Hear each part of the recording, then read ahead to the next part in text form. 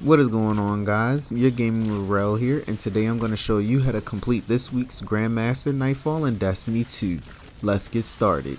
I'm running a Well of Radiance Warlock. For the abilities, you should use a Healing Rift. Don't be like me and forget to switch. I prefer to use Celestial Fire because it has more range, and I'm also using Fusion Grenades. For my aspects, I'm running Heat Rises and Touch of Flame. For my fragments, I'm running Ember of Torches to gain a damage buff with my melee, Ember of Eruption for a bigger Scorch Blast, Ember of Solace in order to have my damage buff even longer, and Ember of Char to scorch my enemies. For the sake of this guide, I'm going to be talking about each encounter with the teammates that I had. This guide is for those who are playing solo and have to use LFG like me.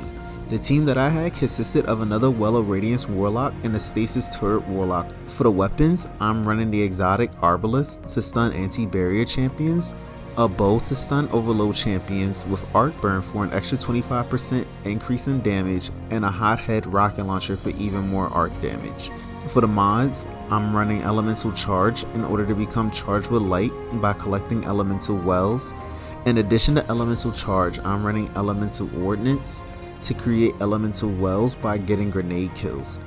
When I become charged with light, I will activate high energy fire, which will give me a 25% increase in weapon damage. I'm also using the exotic chest armor Phoenix Protocol in order to gain extra super energy while using my Well of Radiance, allowing me to recast my super even more. Starting with the beginning of the Nightfall, our Stasis Warlock would throw a turret that would freeze enemies, allowing us to focus on the overload and anti-barrier champions. I use my Arbalest or bow to stun them, and the turret will keep them frozen long enough for us to go in for the kill. Watch out for the arc cannons on the ship because they can kill you in about 1 to 2 hits. It's best to destroy the cannons before engaging the enemies. As you enter the mine, be careful as you enter the room in order not to get blown up by an exploder shank, but don't hesitate like me to run into the corner of the room where you can hide and kill the champions with minimal effort. This room contains about 4 overload champions, but the anti-barrier will shield them, so it's best to focus on that one first, then taking out the other champions in the room. Phoenix Protocol also works well in this room. This next part can be tricky. In order to deactivate the arc streams, a player must grab the arc energy from one end of the hall and place it in a slot on the opposite end. What makes this challenging is that the arc streams result in instant death, and the shank shooting at you can kill you pretty easily too.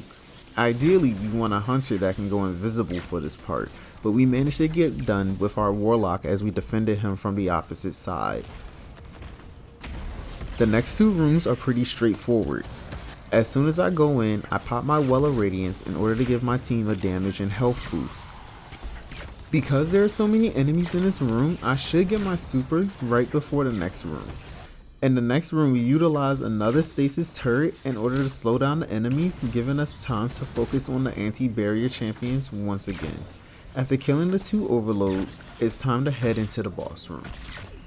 The Fallen Saber is a pretty easy boss fight and is considered the easiest out of all of the Grandmasters. Utilizing the same strategy, our Stasis Warlock starts by throwing a turret which will slow down the boss. The 2 balls on the side of the boss can be hit easily to do critical damage.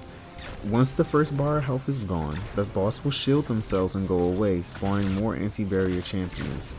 It's rinse and repeat for the second bar of health. Once you reach the final 2 bars of health for the boss, it will begin to float around the arena, dealing massive amounts of damage if struck by its electrical current. I find this part to be where my overall warlock build shines as I pop my super and become charged with light. I can pump out just enough damage while staying alive, ensuring that me and my teammates can complete the mission. The reward this week for completing the Grandmaster Nightfall is the Duty Bound Auto Rifle. This auto rifle is pretty good, but I did not get the roll that I want, so you'll see me running this again soon. I hope this guide and build help anyone preparing to play this Nightfall this week in Destiny or high level content in general. Good luck and hope to see you out there.